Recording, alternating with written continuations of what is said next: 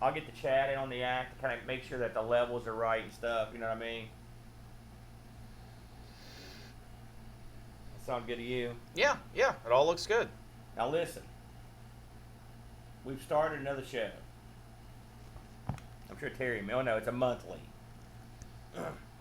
It's called the Coco Show. All right. I want to get you in on some of these. All right. It's a monthly. All right. I want to mention that again. It's a monthly show. What the hell? So. Excuse me. Hey, Duncan. You think it's chilly in here? I'm comfy. I will probably turn that thing off, at least for when we start the show. Just not for the sound, I know. Hey, Neville.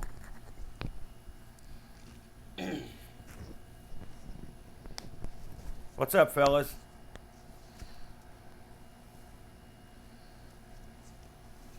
Got my mug out here. My mug. How did the yesterday's festivities go for you? The Mothman? Mothman was good. We had a good time. It was mega crowded. There was less to do. And once you've been to one of these, it's become quite redundant yearly. Yeah. Same vendors selling the same stuff year after year. However, we were there just to go. It was nice that I had to work, I will say that. And I was exclusively there to meet the carpetbagger, which we did. It was great. He's a YouTube guy that we really like. He just goes around all over the country and looks at these different roadside attractions, museums, Ripley's Believe It or Nots, mystery holes. He's been everywhere. We love his show. We met him and his wife. In fact, I bought a T-shirt from him. It's inside. I'm going to wear it next week of the show. And it was great. We had a good time. Everyone was well behaved. Everyone. I spent $100. Oh, I got to tell you, and the people in the stream. This is an inside scoop, inside baseball. You ready? Now, I can make no guarantees here. It's funny how this happens. I was bored. Where was I? I was in bed one night, and I saw this. Thing posted on Facebook. A guy. I always look for Amiga stuff locally. Sure. It's only ever came up like twice in the history of me ever looking for it. And sure enough, a guy selling an Amiga 1000. All right, which I want one of those real bad. I don't know why, but yeah. I mean, you have a 1200.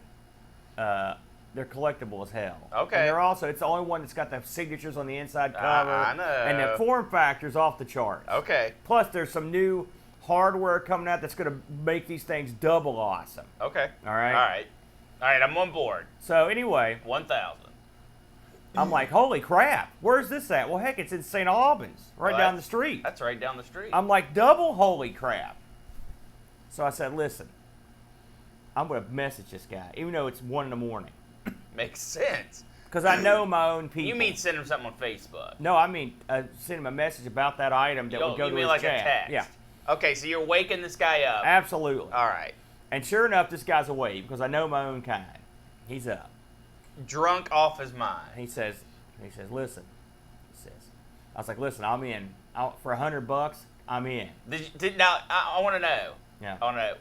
When you start talking to this guy, did you say, hey, I'm Amigo Aaron? Oh, God, no. No, I don't want that.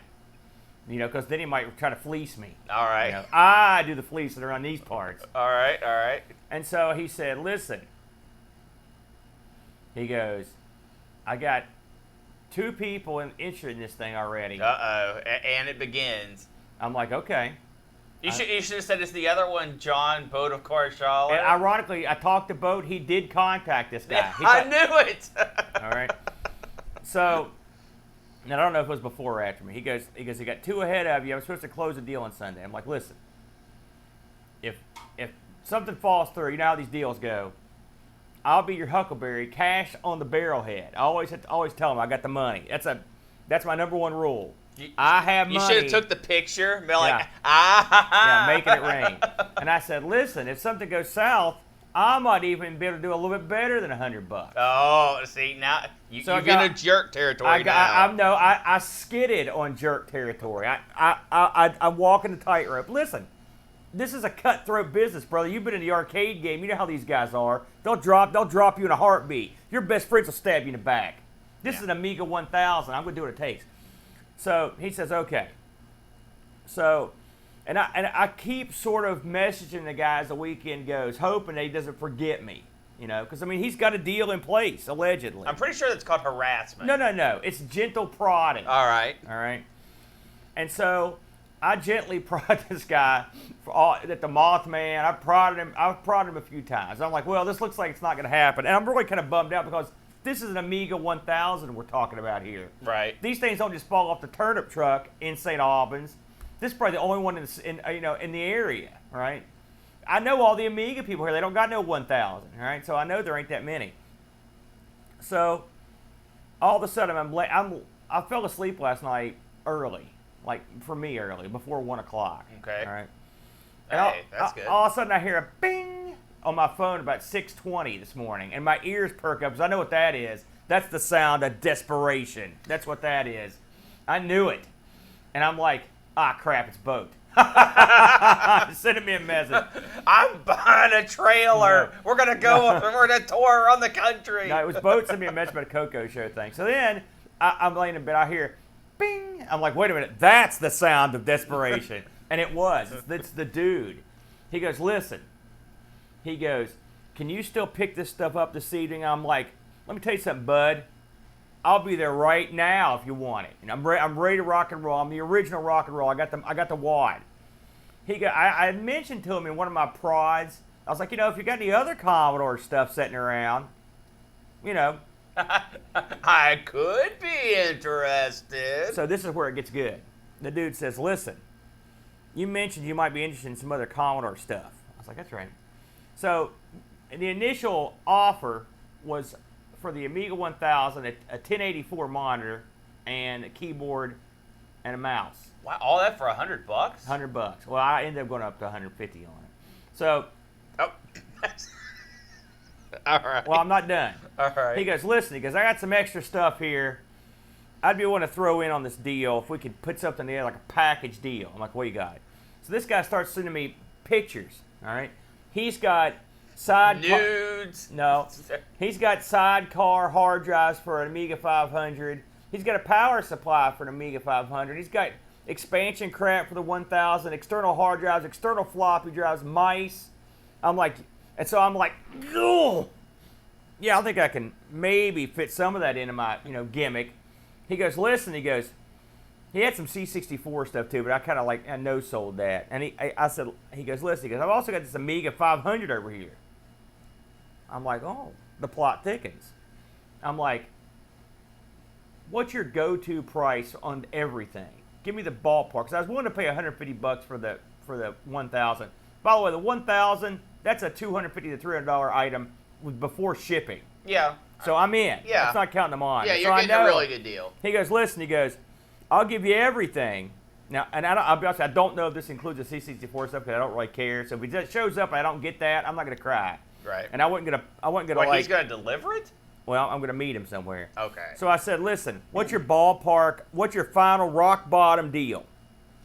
Amiga 1000, Amiga 500, a bunch of peripherals, 3 mice or 6 mice, something like that, keyboards, for the thing, and all these crazy hard drives. He goes, listen, guys, I'll take $300. I tripped out of bed. I fell on a lamp. I was like, it's a done deal, baby. It's a done deal. So I'm like, where do you want to meet? He says, listen, because I'm getting ready to go to bed. Bam. I know my own kind. He says, when I get up, I'll message you. Where do you want to meet? And I said, well, I will meet. He goes, you're in St. Albans, and I'm in Hurricane. I said, why don't we meet at the Scott Depot Sheets? Because I didn't want to drive very far. Yeah, and that's right off the interstate. Bam. It's going to happen. So if the deal goes down this evening, I'll be coming home with a truckload of Amiga goodies. As an added bonus, now I didn't go for this deal, but I mean, it's out there. So the guy's like, listen, he goes, I've also got this. And he types in some crazy numbers. I don't know what the heck this stuff means. Well, what it means is this guy's got a Silicon Graphics workstation. One of the small little blue numbers, SQ-001, something like that. Now listen, I'm not Silicon Graphics workstation material. You know, you've seen the graphics on this show. I'm not generating anything but the astounding. And you're not generating the graphics on this show either. No, so. too dumb. That's what the Dunk's here for. And so I can't do the music. I can't do the sound. I'm literally a talking head. That's all I'm here for. And I'm not that great at that. So he goes, listen, he goes, I need to get rid of this Silicon Graphics workstation I've got stashed. I'm like, well, what would you ask for something like this? $100. Now, I'm not buying this thing. Because I don't know anything about Silicon Graphics workstation. I'll did eBay it. I'll admit that. I looked it up. And working, they're going for way, way more than $100. This guy told me the disk drive opens, the floppy drive, whatever opens, the CD-ROM, and it comes on. That's all he could tell me. I don't know what kind of monitor you hook this thing to. Yeah, you don't want it. I don't know what kind of keyboard you hook it to. I don't have no idea. So I'm passing on this, and I'm sure I'm going to kick myself later. And I mentioned it to Boat. So Boat sent me another message like, Boat, I was like, I'm working on the deal of the century here. And Boat goes, wait a minute. You're not dealing with that jerk in St. Albans, are you? I'm like, that's right. That's the very same jerk I'm dealing with. He goes, listen. He goes, I didn't like this guy. He wasn't very nice. His stuff looked kind of dirty. I balked on the deal. I'm like, listen, dirt me up. The best stuff you get's dirty. You get in there and clean it. It's like finding. How does that make you a jerk, though? Oh, apparently, Boat. This guy was short with Boat.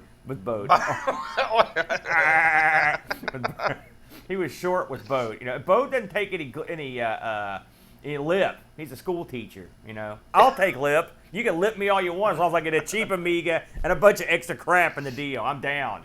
So, with any luck, at some point, possibly this evening or certainly sometime in the next week, there will be another mass unveiling of stuff, just like I did with the Coco, and the stuff will be spread on this very table, and I'll go through it and we'll see what we got. You never know what's going to be inside these items. There could be crazy accelerator boards. There could be wacky bridge boards could be in here. There could be memory expansions. Roaches, mice. Listen, roach me up, buddy. I worked in the computer field for 10 years, cleaning computers. I've seen it all. I've done it all. There's nothing that could be in these computers that's going to scare me away from cheap Amiga action in the USA right here in St. Albans. I'm very excited about it, bro. Your thoughts? I have a question. Yeah. Did this guy say why he was getting rid of this stuff? He didn't say, and I didn't ask. Okay. He did say. I check that.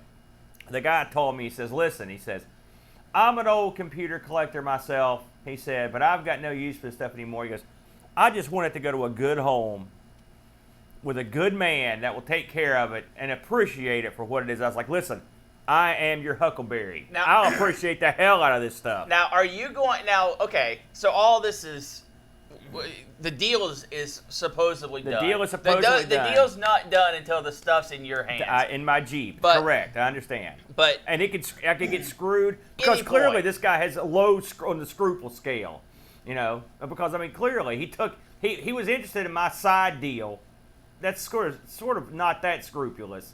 So you know, so I no doubt this if someone wandered along. There's still time for a sucker to write him a message or call him and say, listen, I'll give you $500, and then I'm going to be boned. Well, no, that's not going to happen. Oh, yeah, because he says he's gotten offers from out of state on this stuff already. People want him to ship it. That's because the one advantage I've got here is the second Amiga stuff pops up in this state, I'm the only guy that cares. Yes. So, so you get there, the stuff's loaded, the money's changed hands. Now you're standing there, you're talking to the guy. Yeah. Are you going to reveal that you are Amigo Aaron? Why would I? First of all, do you think that it's not like I'm Clark Kent and I'm going to suddenly take the glasses off? It's you, Amigo Aaron. No. I've been had. Are you going to tell him that you run the largest Amiga podcast in West Virginia? Maybe in West Virginia, but in what was it, like Singapore or something? We were the #1 computer class 1 week, and it was somewhere like the Netherlands or Norway. Bam, that counts. That counts. That was my proudest moment. That was way early in the show too, when no one else was doing anything. But are you going to and maybe bring this guy on as a Patreon? Start funneling that money back through. Absolutely. I don't ever want to see this man again.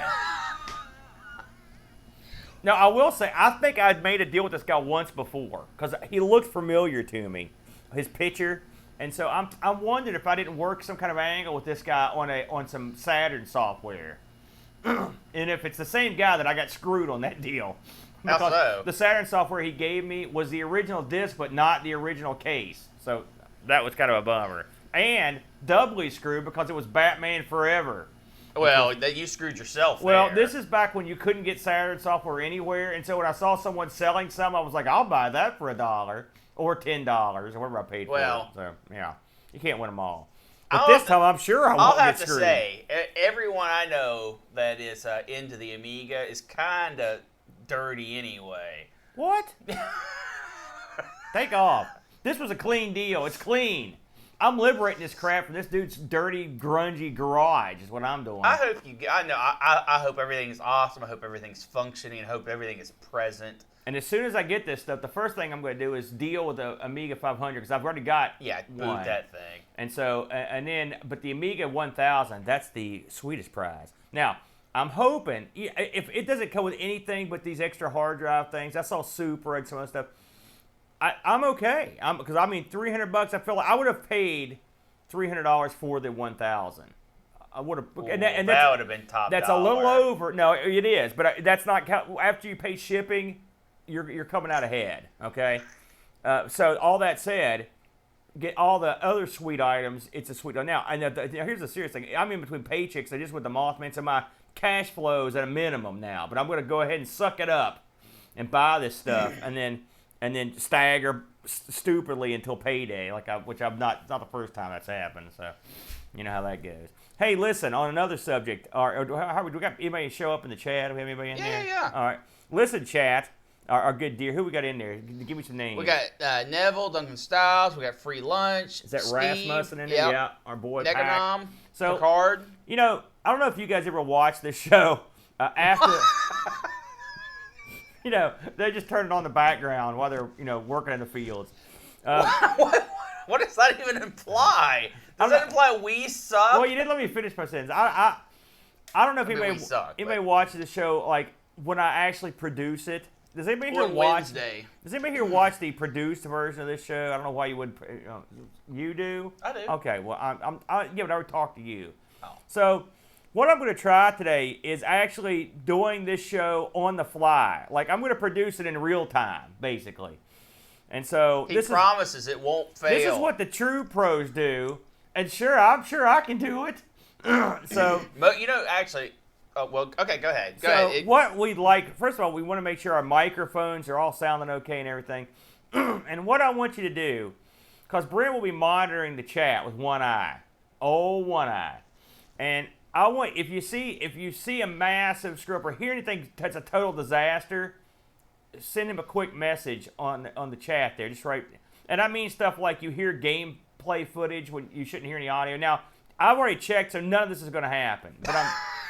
But you know how it is. You check this stuff, you double check, and then it's a botch. You know what I mean? It's a total botch job. So they're excited, Aaron. Oh well, they're excited. Listen, don't get that excited. There's going to be gameplay footage, and it's just going to be. It should be exactly like the show that I produce, with one exception, and the exception is instead of being like in a little square of the screen where you see me and Brent's picture when we have full screen video, you'll actually see me and Brent overlaid on the video. That's the only difference. So it's actually, it's better. Oh, yeah, exactly. You love that one, don't you? I really do. For someone who doesn't know anything about Mexico and doesn't like Lucha Libre, you love that line. That's a Conan special. So anyway, that's what the plan is. So in 4 minutes, I'm going to crank this sucker up. We're going to go black for about 2 seconds.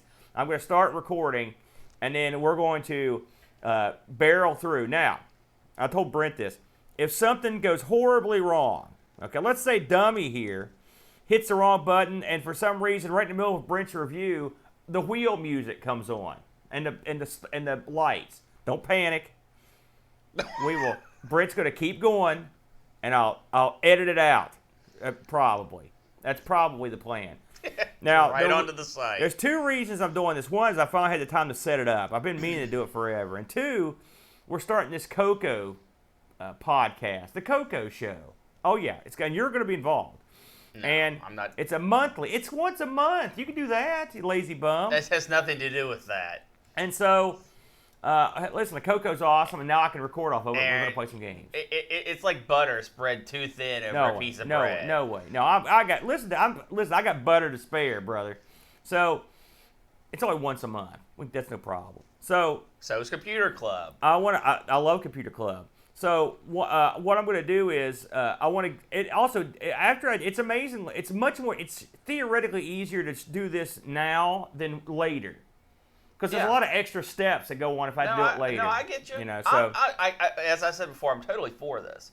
Theoretically, so we'll see how it goes. But that's my disclaimer. Now, this show could be an absolute unmitigated disaster. All right, failure. It's going to be even awesome. without the screw ups, it could suck. This is a rough week to do this. If a catastrophic failure occurs, we'll just redo the whole episode. Yeah, if we have to. We got nothing. I don't want to do that, but we could do it. We've done it before, baby. Yeah, and it was humiliating and wrong. And actually, that was one of our better episodes the second time through. You know, our computer episodes with the Auric and the. Did you put a new piece on the wheel? I did not. I should do that. And Bam. Did you make a new piece? No. Of course not. We've got 2 to go. These are both iffy. They're iffy. We're going to go with this one, but it's iffy. I'm just warning you.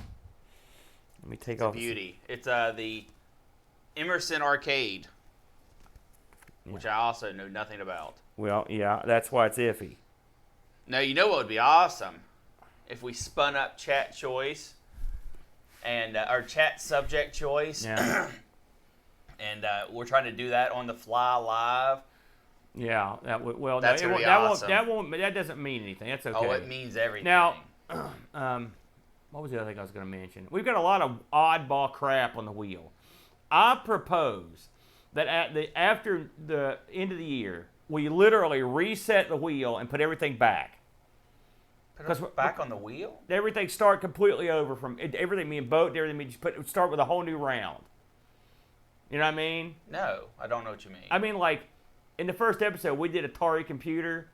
In the second episode, we probably did, like, C64 or ColecoVision. That stuff all goes back in the pool of stuff that's available to put on the wheel. I hate that idea. But we've got the Micro B, the Emerson. We're getting to this, and some stuff is not emulatable, man. We're gonna get burnt. We're good. No, we're good. We're awesome. I'm talking at the end of the year. End of the year. We're not gonna come up with stuff going. We gotta. Plus, there's a lot of games. We only did one C64 show, or maybe 2. We could do 100 shows just on the C64. Nope. Okay, we'll talk about that later. I'll do what I want. I'm the man. Something to mention. Yeah. While we've got just no minutes remaining, because I want to talk about this. No minutes. I went and played bingo last night for a fundraiser. Yeah. Have you been to a bingo hall? I have. You've played in a bingo hall. Well, I've played in a bingo hall, but it was like I think when I was a kid, they had a bingo hall at Cannon Park. No. Well, this was also Kings Island had one. Oh, Disney. I think Disney had one too. This was at the high school, but it was hardcore bingo. Yeah, like, people with the little markers. Yeah. How many cards do you think I was playing at a time at this bingo hall? 5 cards. I was playing 18 cards at a time. Oh God, I would. 18 cards. Why so many? Huh? Why? That was the thing. You got 9 cards for $20, or 18 cards for $25. How did you do? I won once, but someone else. 8 numbers were called. Yeah. The only way to win was, because of the numbers that were called, was to fill up the end column. I filled up the end column. Someone else filled up the end column, and then there's a random draw, and I lost. There was someone. So you won no time. I bingoed, but I didn't get the prize. That's no wins, is what I'm saying. If you don't get the prize, that's a loss. We had a bingo last night off of 4 called numbers. Yeah. That's the absolute. So these are pretty small minimum. bingo cards, then, right? 4. Bingo is bingo, man. I thought it seems like 4 rows is pretty small for bingo. No. It's a normal bingo card, but there were 4 numbers called. Oh, it's a free space? And the free space won it. All right. These bingo games were so fast. Yeah. Like, if 20 numbers were called, that was like, you're sitting there going, like, what the heck's going on? If you don't get, you're playing 18 cards, right? Yeah. If the first number's called and you don't dot at least half your cards, throw it away. You're not going to win. Because there are so many people at this thing and so many cards out there. It was crazy time. Crazy time. But it got me thinking, we need to open a bingo hall. Oh, God. Are you nuts? You talked to Boat about it's another scheme for Boat. Aaron, you and him go crazy. Aaron, you should have saw these people playing bingo. But you're missing my point. What are the prizes at this? Milk and magnesia? No, adult diapers? I mean, are you kidding me? Bingo? It was a fundraiser, and all the prizes involved some kind of either suitcase or handbag or tote. Oh boy, it was a suitcase and a handbag, I'm in. They were all bags of some sort. Nice so bags. It's for women. And no, because some of it How was many like handbags coolers. do you use? It was like some of them were like coolers. All right. And then into the coolers, they filled them up with gift cards, products. So like the handbags that were full of makeup, or there was one that was full of cleaning supplies. I don't know what. It was all donated stuff. It was a fundraiser for the show Cleaning choir. supplies? Yeah, I don't know either. Did they accidentally mix the janitor's toad in with it? But we played 25 games because there were 20 normal games and then 5 special games that you had to pay extra for. It was a complete scam, I was going to say, that sounds like a scam. We played bingo for 4 hours. 4 hours. Man. It was pretty I can't believe sucky I'm having at this the conversation with you, but you're wanting to get into the bingo graphic. Bingo hall, man. It would make so much money around here. Well, let me tell you something. Bingo hall. Invest today, guys. Talk to Boat. He's the entrepreneur. I don't know why you guys feel the need to talk to me about your wacky schemes. It would and make you mocked so my much my money. crazy Amiga deal. That's free money. I didn't mock your the crazy bingo Amiga. deal. You never know what's going to happen there. Nah, free money. You don't want to mess with these older people because they don't take any guff. All the people were complaining. Well, when you lose, you don't like to lose. Everybody was complaining. All right, so we're gonna go blank, and we're gonna get this thing. We're gonna get this thing underway, Brent. You ready to rock and roll? Okay, here comes the blank going. All right. Wait. We've got the wheel. I'm just double checking everything. I got here. the wheel. We got everything. Let's get that pin out of here. Yes, sir. Good Lord. All right. There you go. No pin. All right. The screen on your edge is crashing a little bit. There's not much I can do about that, is there? There you go. How's that? That's still there, but that's fine. It'll work out in post. That's a little joke there. All right, chat. Here we go.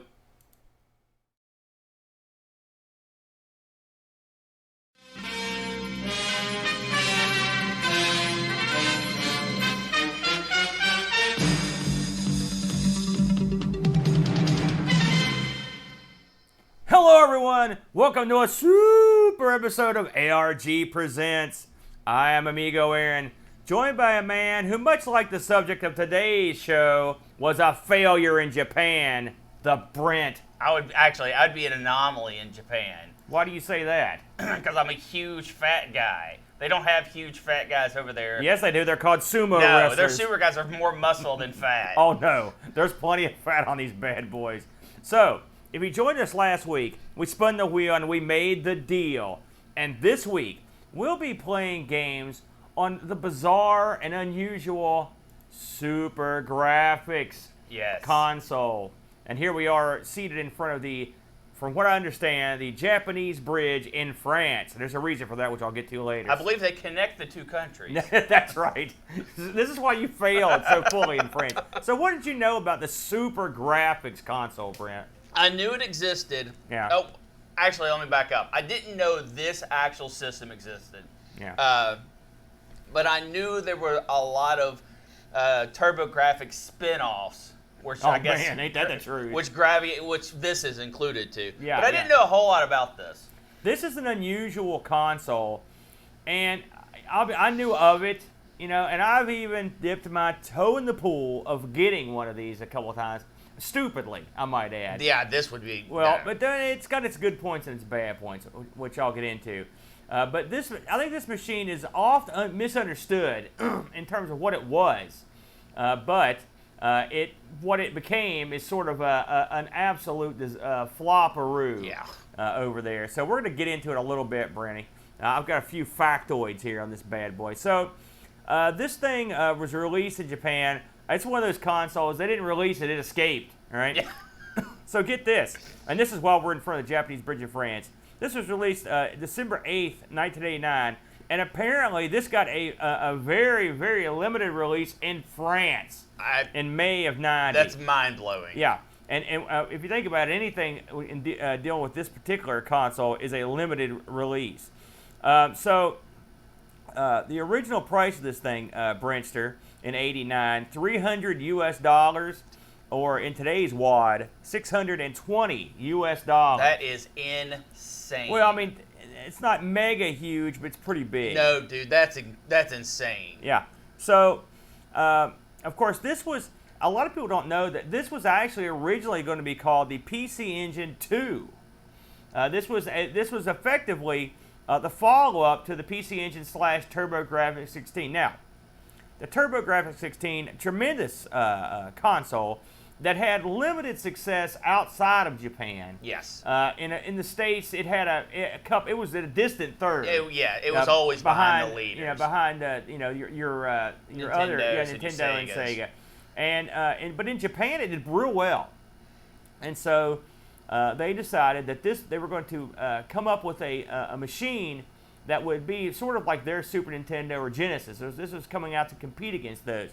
Now, the funny thing is, do you remember a while back we covered the PCFX, sort of like mini PC thing? That was sort of the natural successor to the TurboGrafx, but this was sort of the console. Successor.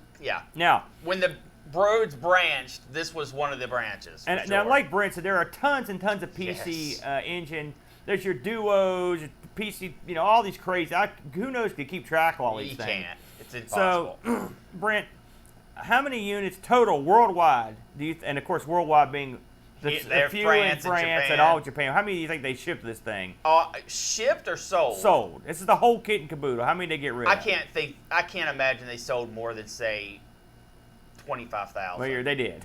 They sold 75,000 of these bad boys. You're kidding me. No, 75,000 of these bad boys were sold. Oh man, that's a lot of disappointed people. Yeah. The interesting thing about this machine is it is back, and this is why it's still sort of collectible. It is fully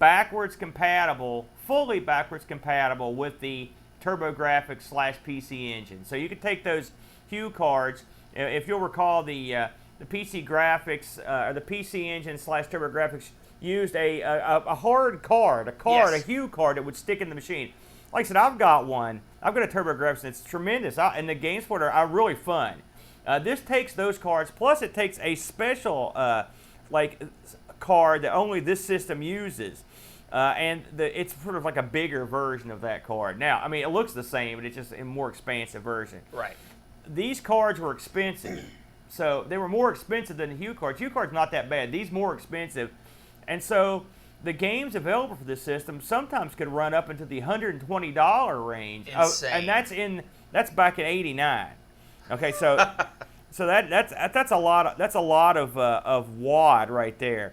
So this thing ran on a Hudson Soft HUC 6280, and really a lot of what's internally available in this machine is fairly standardly simple and comparable to what's in the original version of the machine. So like you're going to get similar everything, but what they did jack up, they added a graphics chip, and there's 4 times as much memory in it. Okay, so that's what you've got. So what does that mean? What that means is you're going to have the ability to have an extra scrolled layer of graphics, and you're also going to have all that access to all that extra memory, and they've got a video system involved that allows them to overlay these extra. They basically can join the graphics chips together. I guess to me it reminds me a little bit of the 32X, where they can actually they added basically extra stuff that kind of melded in to the new stuff. So you would expect with all this extra power that the games this thing are rock and roll solid, right? Well, that depends on your perspective. This machine only saw 5 legitimate releases specifically made for this machine. Correct. Okay, I'm going to go through them here. You've got 1941 Counterattack. Yes. Okay. You've got which was an arcade game. Aldynes. You've got Battle Ace. You've got Dayamakai Mura, a.k.a. Ghouls and Ghosts. Which was an arcade game. And you've got Mado King Granzort, which is sort of this scrolling robot fighting game where you're a robot, you fight stuff. Less exciting than you think. It reminded me. It's funny. I've got a game for the. I've got a game for. I think it's the Sega Master System. I think it's one of the Alex Kidd games, and this game sort of reminds me of that. And actually, it wasn't just me that thought that. I saw a couple other people talk about this machine. They also mentioned that. So, but I mean, it's. I played all these games. We'll get into that in a minute. So, this machine, much like its predecessor, had one joystick port. in the tradition of the season, they put one joystick port on it, and it is weird looking. Yeah. It looks like that someone flopped the top off of an engine block or something. I mean, it's got these weird bolts on the top that are but they're molded. They're not real. Yeah. It's got the same nutty peripheral slot in the back that the SuperGrafx does. So this thing is compatible with the turbo or the PC Engine, SuperGrafx, whatever you want to call it. It's compatible with its external CD player, right? So here's the thing. You can play 700 plus games on this machine if you get into the old CD stuff and the SuperGrafx stuff. And if you've got the money to pay for the extra stuff that you'll never use. Right, and then you've also got the 5 games you can play on. Now, there were a couple additional games that came out. There, Darius Plus, and I think both of them were Darius games that were made for the PC Engine, but you could actually play them on this, and then you would get additional layers of stuff. Right, you'd get a bone. It's add on to the game. Right. It doesn't actually change the game. You just get more for the game that you've got. The turbo, the turbo pad works on it. The multi-tap works on it. So basically, all the stuff that worked on the old one worked. There's even a little switch on the back that for compatibility purposes that you can flip. But from everything I saw, compatibility on this was pretty much 100% to the SuperGrafx. Yeah. So what happened to this thing? What was the scoop on this? From what I could gather, and it's funny. There's a lot about this machine, but it's all the same information. Yeah. So there's a lot of a little bit. And from what I could ascertain from everything I read and heard, what happened is they were cruising along in this thing, and they tried to rush it to market to get a foothold, get a jump on the Super Nintendo and the Genesis, which they had to do. And they did. Well, it didn't matter. It didn't. It was. I think that was the right business call. Yeah. The funny thing about this, 75,000. The PC Engine was very popular, and it's surprising to me that this thing flopped so completely. Now, even if you look at this thing as an upgraded PC Engine, okay, that's sort of the way it was meant to be looked at. I mean, this was going to be their next chapter in their consoles. But I mean, if you look at it as just an upgraded PC Engine, it's not bad. I mean, it's okay. It gives you a little extra, But of course, the problem is their initial offering of 5 games. Probably none of these games rock the world. And I don't know if you played all these games. I thought about doing an episode where we just played them all, but I thought, no, we'll save some because we can always come back because there's a couple of choice ones in here. Please don't make me come back. Yeah, we may come back, but I did play every single game. Okay. And I did not play them all. I did. I played them all, and I didn't play the Darius ones that were upgraded, but because I played those. And I've got a SuperGrafx, and I've got the expansion, the card that has all the games, right? The multi card.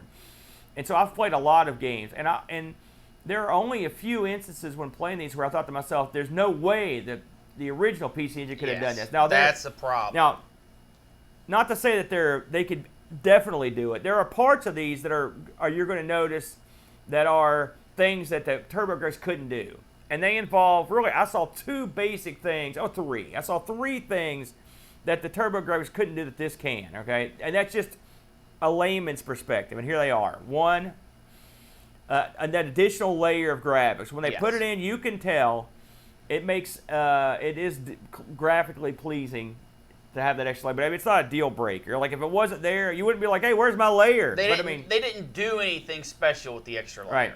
Right. Secondly, is the amount of guys on the screen at once. The amount of sprites. You could have a lot of guys on the screen. And I would assume more than you can on the PC. Now, I've played a lot of PCs because there's a lot of guys on the screen, but this one, I saw instances where there was so much stuff going on that made there was that. And thirdly, Maybe. I saw some transparencies that I don't recall seeing on games on the PC engines that were like transparencies where there were things scrolling behind them. It was a pretty good effect, and I don't know if you could have pulled that off, something like that. And these are, and I'm sure someone that's an expert in the area of graphics could probably point out dozens of things in these 5 games. But these are the things I saw having played them. Otherwise, the speed of them, the control, none of that struck me as anything that I thought would be particularly impressive. Especially since the games I did play still had slowdown. Yeah, I mean, there were still instances of slowdown. Did you? Of course, we both had to emulate this. Yes. Do you recall what you used to emulate it on top of your head? No. I didn't run into any. It started with an M. I didn't run into any serious slowdown on what I was playing, but I also wasn't very good at most of what I was playing. Well, so there was that. The stuff, the slowdowns that happened weren't emulator slowdowns. They were part of the game. Yeah. Okay. Well, there you go. So, with that illustrious background in mind, and I will say, just to close us up, the SuperGrafx did not do well against the Genesis and Super Nintendo. By the time those systems got up and rolling, this thing was already dead, gone. Yeah. It had left the building. They had additional things that were supposed to come out for it. And one thing I wanted to mention before he shut down, they had this thing called the Power Console that was supposed to come out. All right, I was reading about this on the wiki. It was a cockpit-sized controller, and it attached to the unit. So it actually attached to an expansion port on it, and it would have added an 8-way joystick, 4 action buttons, a flight yoke with 2 triggers, a throttle, a jog dial, 3 mode switches, an LCD panel, and an LED indicator, and 4 additional controller ports, and a numeric keypad. Yep. I was actually going to mention that for my game. That would have been something. It was the size of it was Steel Battalion Junior. Yeah. If you recall the Steel Battalion controller that came out for the Xbox and PlayStation at one time. This was highly prized. It's a huge controller with the flight yoke, like you said. Yeah. That probably would have sold poorly and would have been way too expensive. Well, but looked incredibly awesome. So I've got the price of this thing. The estimated price, the suggested retail price was going to be 59,800 yen. Oh my goodness! Translated into dollars for us dumb Americans, $551 US. In today's money, $1,137. That is quite a peripheral. Holy cow! Even the Steel Battalion Italian thing didn't cost that much. Holy cow! I mean, just to hear all the stuff it did, it's got everything, man. This thing could replace everything in your house. You can store your beer in there. You can microwave your pizza, and it did everything, man. I love to see what that looks like. I thought that was quite a treat. Have you not seen it? No, I didn't see it. So, well, all that said, Brent, we only had a few games. Oh man, yeah, that's something. So we only had a few games to choose from on this wacky contraption. And it's funny, Brent actually changed his pick part of the way through, didn't you, Brent? I did. I was going to. You want to go ahead and explain yourself? Well, yeah, I had initially said I was going to do Ghouls and Ghosts. Right. Which looked fantastic for the system. It is supposedly the closest to the arcade that any of the consoles got. And I did play it. It is quite nice. But then I stepped back and I said, you know what? We're covering the SuperGrafx. Yeah. You got to dig deep and you got to find exclusives for this bad boy. Yeah. And that's what you got to play, and that's what I did. And I chose poorly. And so, well, someday maybe we can go back and do arcade. We'll do an arcade version of this console because they have 2 arcade things, so we can do that. It's got just enough to cover us. So, with all that said, I will lead the dance this week as best I can. So the game I picked was a game called Aldynes. You want to help me on this? Nope. Aldynes? Are you kidding Who me? knows? Aldynes, whatever you want to call it. It's a wacky shooter that was on this. In fact, this is your horizontal shooter offering. Yes. On the machine. This was developed by an outfit called Produce, with an exclamation point at the end of it. Published by Hudson Soft and released in Japan February 22nd of '91. So wow, that's super late into I was the going game. to say, as I recall, this thing was shipped in '89. So it's not like all these games are available at launch. This was the one you waited 2 years to get. Yeah. I didn't notice that until this exact second. That's astounding. So believe it or not, this actually got re-released on the PlayStation Network. I've noticed the PlayStation Network gets a lot of these obscure things. Okay, let's back up a little bit. All right. It's because it's a Hudson Soft game, not because it's a PC Engine game. Those re-releases, they came in a huge bundle. I don't even count it as a re-release. Oh, yeah? Yeah, no, it's I don't know anything about that. It's a cash in. So the full title of this game, Brent, I'm going to call this Aldynes. Is that how we're going to pronounce it going forward? Aldynes. I'm going to call it Flighty Shoot Game. So the full title of this is Aldynes, the mission code for Rage Crisis. Yes. That's right. The mission code for Rage Crisis. What a name. Boy, I love Japan. When you've got a Rage Crisis, Man, you got to give it a name. You've got to have the mission code or you're boned. That's right. That's for sure.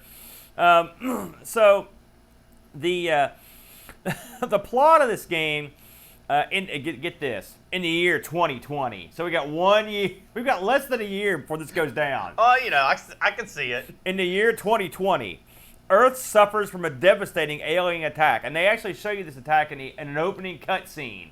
And it's the remedial cutscene at best. It basically shows a scrolling runway with some planes on it and some crap falling on them and making it blow up. That's it. It was weak, brother. I thought to myself, are you kidding me? I've played plenty of Spectrum games that had much cooler openings than that. Anyway, Earth is suffering from a devastating alien attack. A large mechanical planetoid suddenly emerges from space and attacks the cities of Earth without reason or communication. That happens a lot to us.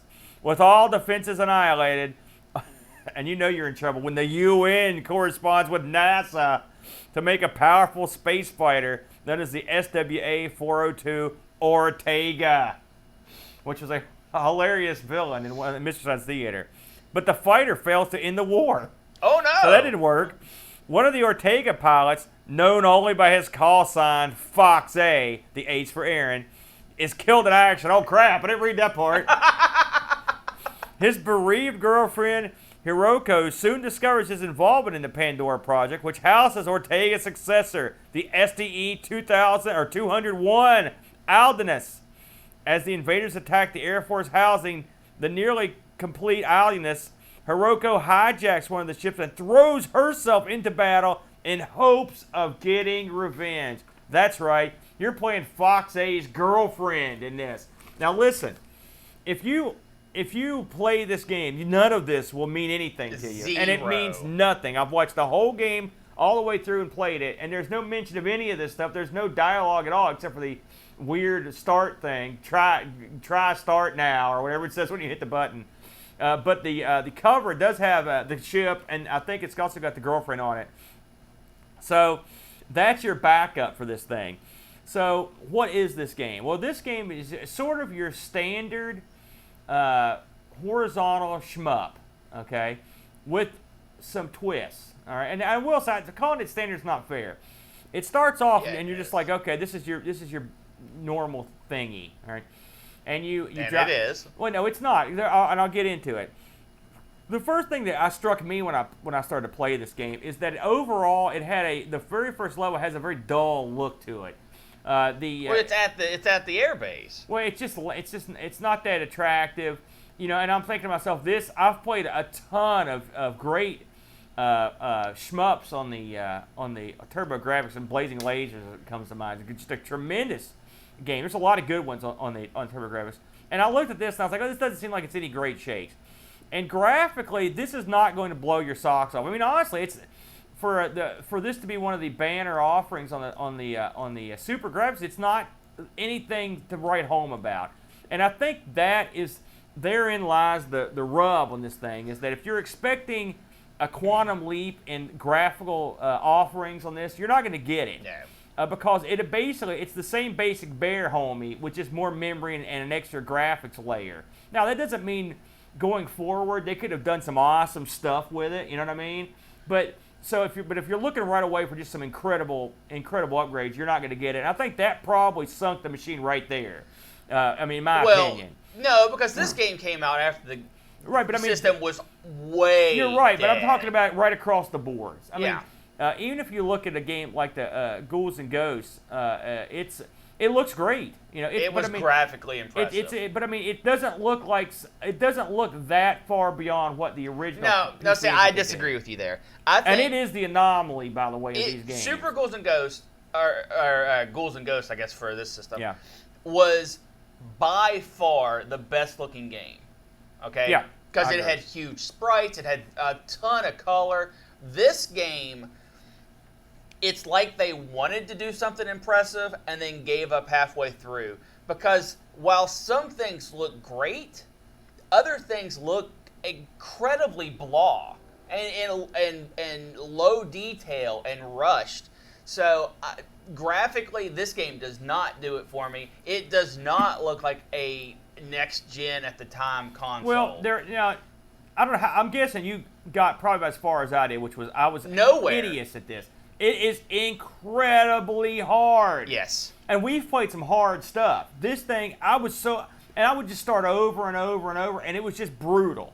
I slogged my way through the first level, and it was the first stage, and I was like, my God, it's so hard.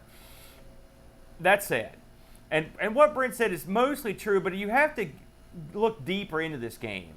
If you can get past the fact that it's brain-meltingly difficult. It is. Okay. And we don't usually agree on difficulty. Yeah. Because our skill levels are obviously different for different games. stuff, yeah. But this game was ridiculously It was hard. frustratingly difficult at the beginning, and I didn't have any codes or anything to make it easier. So, To give you an idea, folks, your very first power-up, the very first thing you see, you destroy some ships and you get your very first power-up. Yeah. It's a gun that shoots at 45-degree angle up and 45-degree angle down with no forward shooting. yeah, that's not the best gun How to do start you off with. start? Who says, you know what? What's the best way to get them introduced to this game? Oh, yeah, let's just not let them shoot straight. You're not wrong, and so. That was a mistake. And like the whole first level was sort of like I wouldn't have started the game like that. Well, you had to fit the story. No, I mean I would have made it. You don't have to start with that power up for God's sake. Oh no, yeah, that was Or that bad it had to design. be that drab. When you start getting into this, you realize that there's sort of an interesting dynamic in terms of the power up system. I mean, it is and it isn't. It's the same basic deal where you get the different colored power ups to do different stuff.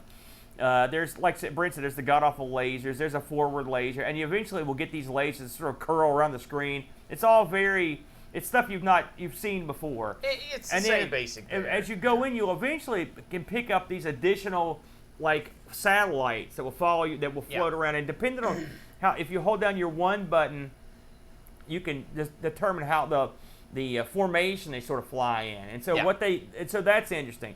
Something else that's real unusual. But I mean, it's just your options. Yeah, but I mean, that is the way you beat this game, is to have this. You have to you have to have these satellites. And you have to be good with them. Something else that struck me as real strange is that in a lot of games where you hold the button down, you'll power up your laser and it's this mega shot. Yeah. Right? In this game, you power up your laser, and then when you let go of the button, the laser just powers down. It doesn't shoot, and that's because it's not a laser. It's sort of a forward shield. So when Brent says you've got these 45-degree angle guns, that doesn't necessarily mean you're boned as long as you're proficient with holding up the shield button for stuff that comes towards you. It's a system that I've read a lot of reviews of this, and a lot of people say, there's people that just say this is too hard, screw this, and then there are some people that just say it's a game you have to learn to adapt to. In that angle, in that aspect, it's unusual. In that area, I mean, it's the learning curve is steep. Even a gradius like that, you eventually can. I mean, it doesn't start off that ridiculous. And I agree. Any good shoot 'em up requires you to play a lot to get good. You can make it a little bit farther, and you remember patterns and that kind of stuff. Yeah. My problem with this game is the patterns it expects you to learn. Like, for example, the first real threat in the game is a ship that comes out and shoots 4 heat-seeking missiles. Yeah. And it shoots them above your plane and below your plane. So the heat-seeking part of it is it trailing to your plane, 2 above, 2 below. I had the hardest time figuring out how to just get past this one section of the game. Because if you go up, they just follow you up and kill you. If you go down, they just go down and kill you. Even if you destroy one set of the missiles, because you can't destroy both because of the power-up you have at the time, no matter what power-up you have, it makes it so you have to basically dash forward. That's the only way I found to get through them. Do you remember how you got through them? Basically, you've got to dash and then work around them, and you can also shoot them. You can shoot them out of the air. But you can't shoot them both. So whatever set you shoot, the other hits you. So the way I was getting through it was dashing kind of through them, which means I had to kill the ship that shot them, that took multiple shots, and that one little section is about 30 seconds into the game, and it took me like 5 tries to figure out what I was supposed to do, at least to get me through it. It was so frustrating. Well, it was so frustrating so early. Well, yes. The learning curve is a cliff. I mean, Holy you cow. die instantly. That said, I managed to get. Eventually, I could get to the first boss. The end boss. That's where I got. And the bosses in this game actually are quite awesome. And that's one thing. This is another area where maybe your original TurboGrafx couldn't cut it. These bosses are huge. They're big. Takes up the whole screen, and they're doing it. But in fact, the original boss is pretty cool. The ground shakes when he's coming out, and I was like, man, I honestly thought the emulation was screwing up. Well, this thing's like a huge screen-sized tank or something that rolls out, and then once it gets in front of you, it unfurls, and it's actually like a huge monster, robotic monster, and you fight it. It's really, I like that. I thought that was pretty neat. I went through and watched all the end bosses. They're all pretty cool. Yeah. The very end, you fight this really bizarre face guy when you ultimately beat the aliens. Yeah. But the weaponry in this, I mean, I guess if I was going to pick a game that this reminded me of the most, it'd be maybe like an R-Type or something of that satellite. The power-up system is sort of similar. It's unusual, and something else that's unusual about this game is to as you get onto the levels, the other levels are far more interesting looking and far more unusual. I agree. In that there's almost an exploration element because there are parts of the game where the whole screen, the barriers move around, and you've got to sort of maneuver in and out of the barriers. It's very unusual. You get to an area where there's real deep multiple screen scrolling. This should have been the first level because it's the most impressive in the game. It's and it's scroll there, you've got part of the level above you and part below you, and there are multiple planes scrolling at different speeds. It's a pretty graphically. It's not something I haven't seen before. Oh no! But it's something it looks better than most of the game. Yeah. We should touch on the sound and graphics now. Or music, the sound, the actual audio, the QPUs. No, the actual the digitized, get ready thing. It's not good. I was garbage. surprised how poor it was. And again, I'm going to go on the assumption that it was condensed in quality for the ability to store it on these U cards. The music on this thing does not have any other musical chips than the original TurboGrafx, but the TurboGrafx could do a pretty mean song, and I think the music in this is pretty good. It's okay. I think it's good and it's arcadey. It's to get your pulse going. And I you didn't like the music that much. I thought it was really okay. Good. No, it was not really good. I really enjoyed it. I mean, I like that. I love that kind of sound, almost like a Konami. You know how when their arcade games have that kind of staccato computer noise sound. I kind of dig it. My problem is has it. I've heard it before. Well, it's basically the music from Castlevania. Well, hey, listen, that's not too bad. But I mean, if this was, it was a ripoff. It was a ripoff sound. It sounded so much like a Castlevania game that I don't give it points for that. There were a couple anomalies I have seen these spread across a lot of TurboGrafx games. The TurboGrafx, a lot of people, everyone emulates. And now, I've got one. And until I had one, I didn't understand this. The TurboGrafx, the joysticks have built-in turbo, right? They've got switches on them. And of course, a game like this, I got that sucker turned off. And in emulation, I've got it turned on as well. Because you need it. However, if you have it turned on, you can't use your forward shield. Can't do it and here. so that's one of those things. So what does that mean? Well, it means you're going to be hitting the button a lot. Let's just put it Well, that I mean, way. that's a shooter game. Well, I know, but I don't like it. You're going to have to. That's one thing that bugs me about all these things. You know, overall, I really do think amongst the 5 games you have to choose from, this is a pretty. I'd say this one probably is somewhere in the middle of the pack. You know, in terms of the games offered. It's second best. Oh, do you think so? Yeah. I don't know about that. Oh, yeah. I don't know if I like this more than 1942. Is it 42 or 41? I think that one is a little more. It's certainly more colorful, and it's also something I'm more comfortable with because I've played it in the arcade. But this is a game that is going to require you to dedication to really sit down and learn. And as you get into those the later levels, I mean, you're really getting into some pretty crazy stuff. And that's when those crazy wraparound lasers and stuff, they come in handy because they're hugging those walls. You know, a very unusual game for sure. Any parting thoughts on this one? I don't think this game is special enough in any area to be special, and that's unfortunate because the overall feel of what it could have been, Aaron said that, the later levels are a lot more spectacular. They're more spectacular. And I'm not gonna say they're much more. And you know what? I agree with that. But at no point when I played or watched, because like I said, I couldn't get past the first level, and that's not like me for a game like this. Normally, I will stick with it until I get past something. You have much more success with a lot of these shooters than I do. I couldn't. I was so bored. It was frustrating to me. It was, after I overcame the first thing with the missiles and the first big hurdle in the game, I was just spent. Yeah. And then I just, nothing else really caught me up in the moment like that. I just died over and over. Not for me. I think there are much, much, much better shooters out there with much more to offer, both graphically, sound-wise, with interesting power-ups. I don't think this game did anything special. Yeah. I didn't find really any reviews on this thing of any consequence. There just wasn't a whole lot out there for it. I did look it up on eBay. On eBay, you can get just the card, just the Hue card. You can get it for around $90. 90? Yeah.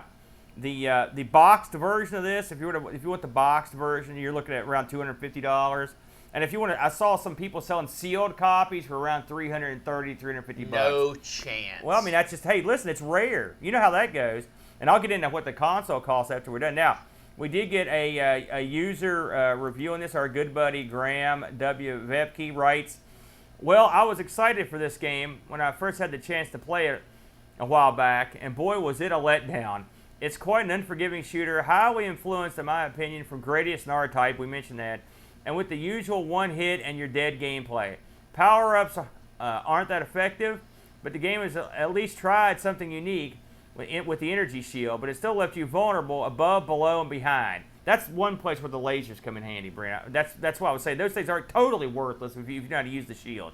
The graphics are fine, though. That's not what I would call great for the system with the collision detection. That's true. I should have mentioned that the collision detection is... I didn't know if it was emulation. That's why I didn't say anything. The most important gameplay aspect for a shooter, it's horrible. The boss battles are okay, but if you miss the weapon to kill them or you died, you're pretty much in trouble. Oh, if you die in this game, it's over. Yeah, you're screwed. Just restart. There are horizontal shmup games on the PC Engine that are just as good, if not better, 6 out of 10 for the. I think that is incredibly fair. I'd say 5 or 6 is about par for the course on that one. So, Brenny, we turn to you, and you picked. Like I said, you picked 2 games this week, and so this was the second game that you chose when you changed your mind. So, what do you got for us? I picked Battle Ace. Oh boy, it sounds pretty good. The system did have good names. I'll give it that. Battle Ace. How can you not go for a game called Battle Ace? You didn't go for it. That's true. But I eventually came back for it. Battle Ace was a system launcher for this game. It came out in '89, last day in November of '89. Sold for about 6,500 yen when it was released, which was about the average price for a game around that time. If you look far and wide on the internet, this game barely exists. Really hard to find any solid information about this game, and we'll go into a little bit why here in a second. I want to take a step back, though. Something we never do on this channel, and we really need to. And I sort of blame myself. We never talk about the box art to these games. Very rarely, yeah. Okay? I want to step back for a moment and talk about the box art of this game. Battle Ace has interesting box art. And the reason why is the front cover is just this huge space scene, right? Yeah. And you have a guy setting in what looks like a F-16 cockpit, but the plane is certainly not an F-16 cockpit. Yeah. It's a jacked up Super because Cruise. it looks like if you took the nose of an F-16 and shoved it back into the rest of the plane, and the plane kind of expanded and let it get pushed back in there, and then the rest of your plane looks like an F-16. So your plane on the box art has empty space around the cockpit where the plane kind of goes up beside it. I thought it was a very interesting visual because it's cool. It's too bad you can't actually see that in the game because the plane actually it's a pretty good looking ship. It's a very interesting looking ship. It looks like if you ever watched the old Star Blazers, the old aircraft carrier in space, it sort of reminds me of something you might see launched off that. I was a big fan of that back when I was a kid. So that's what you got on front, and that's going to draw you in because it looks kind of odd but also familiar, which is a great technique for your box art. Just look at it on the box because you're never going to see it in the game. That's right. That's the problem. So now it's got your attention. You go over and you pick this bad boy up, and you see in your Battle Ace. All right, and you flip the case over, and you have the intro tunnel. Obviously, a static image of the intro tunnel. That is just a tunnel. It looks like the thing you launched the Vipers out of a Battlestar Galactica or Buck Rogers. And that is the only in-game screenshot you see. It takes up the entire back cover. Good move. And because of that, you don't even know it's a screenshot. Yeah. It's just a tunnel. And then it says that it plays on the SuperGrafx, and then it says it's up by Hudson in 2 squares at the top and bottom respectively. Even back in my youth, if I flipped a box over and there were no pictures of the game, that tells me something. I was wondering where you were going with this box. I'm thinking you're right. That's exactly what I was just thinking. It's like when they don't show you any game footage, that triggers something in the old brainer. They weren't even nice enough to say, look, here's like a scene from our cutscene. No. You know, at least then you go, oh, maybe that's in-game graphics. Yeah, this has nothing. They have no cutscene. Yeah, so, you're right. What is this game? Aaron, have you ever played Top Gun for the NES? I have played Top Gun. Okay. Have you ever played Afterburner? I have. For the multiple Sega systems or and G-Lock. I've played all that stuff. Okay, so you've played Battle Ace before you played Battle Ace. There are similarities. No, there aren't similarities. The plot's a lot more wacky. The actual missions are much wackier than that. Well, the missions and stuff in Afterburner are you're an airplane in that. You're more like a spaceship in this. You do all kinds of crazy stuff. Sorta. So this is quite literally an in-cockpit view where you play Top Gun for some of the levels, and you play some kind of wacky space version of Top Gun in the other levels. It is an in-cockpit view where you are basically on rails. You can move left and right, but it's really just to dodge. You're perpetually going forward. Your 2 buttons are shoot with your machine gun, laser gun, pistol thing, or shoot your missiles when you're locked onto something. Oh, I guess technically you can shoot your missiles when you're not locked onto nothing. They just go away. It's funny, when I first started playing this, I didn't know I could shoot. I just thought I had to use the missiles for everything. And I was like, man, I can't get anywhere in this game. I was like, oh, I should have tried the other button. I'm an idiot. So the most interesting part of this game, by far, is in the middle of your screen, you have what is basically your X and Y axis in the middle of the screen. And when you move left, the targeting for the vertical line moves left with you, and when you move up and down, the horizontal line moves up and down with you. And you use this targeting system to lock onto far away enemies. So if you can get the crosshairs of these two lines that move whenever you move over an enemy, it will highlight them and you can hit your button and shoot a missile off. Otherwise, you have to wait until they get close to you and shoot them with your machine guns. That part is awesome. The targeting in this game, in that aspect, is really fun. I don't know if I'd go with awesome. No, I thought it was really fun. I wouldn't go with awesome. I would go with like it's serviceable. How about that? Well, what makes it really fun for me is when you've got a lot of enemies coming in formation, like 3 across, for example, and you take your line and you mark them all, and then you start hitting your missile button and you're shooting off multiple missiles on these locked targets. That was really satisfying for me. I really enjoyed that. The machine gun aspect of it, when the enemies are already so close that you have to shoot them with a machine gun, they're on the screen for a split second, and they're there and they're gone. And they usually come through, they shoot a missile or two, and then fly past you and they're gone. And I guess they just go back. Their job's done. They just leave. So that is the entire game for the first level. You can lock onto missiles, shoot them with machine guns when they get close, dodge the missiles that come at you. You can, kind of barrel roll your plane, sort of like afterburners, by taking the stick from one extreme to the other real fast, and you'll kind of roll. You feel like a big man. You do. It's a fun, because it's pretty smooth. So it's kind of a fun thing to do, but it really serves no purpose because it doesn't dodge missiles. It's not like Star Fox where you need to spin and stuff. Yeah, the lasers don't bounce off. You just spin and then you can't control yourself and a missile hits you and you die. Also, one shot kill for all why of don't you this get into stuff. that part of the game? That's where I've got a problem. Well, so you've got this fun premise, right? You're shooting your missiles from a far off distance. You're machine gunning when you get close. That's it. That's the whole game, folks, for 7 levels. Yes, some of the levels later have things that you dodge. Yeah. Some things, they have aspects where they have, basically, you're using the Force, and you have to dodge these walls out in space. Now, I love my favorite bit's the space laser gates. You're in space. Why would you fly through these? Just fly up, man. There's also some parts where you have to fly through like ice rings and stuff. Yeah. Again, you're out in the air. Why would you even bother? But even if you have to do that, I mean, you have to do that in Star Fox. But I mean, and granted, I'll grant you, Star Fox is not. Oh no, this isn't in the same stratosphere as Star Fox. But I mean, technically, this was supposed to be the competitor for the machine that runs Star Fox. Yes. This right here. I mean, if I may just jump in for a moment. Absolutely.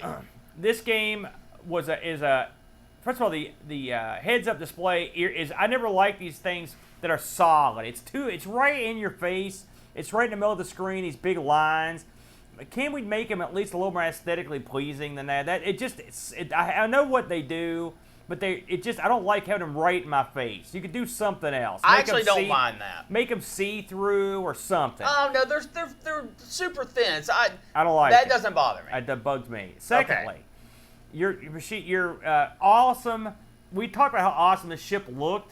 On the box art. This thing is made of like paper mache. If you get shot one time, you're down. And it's not like you just get killed.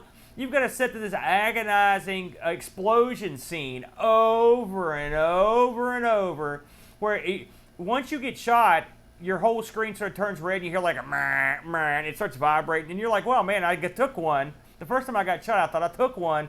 And then you can keep flying for a while, but then eventually all your instruments just explode and you die. Yeah, and it's infuriating. By a while, he literally means like 10 seconds. Well, not that long. 5 seconds at least.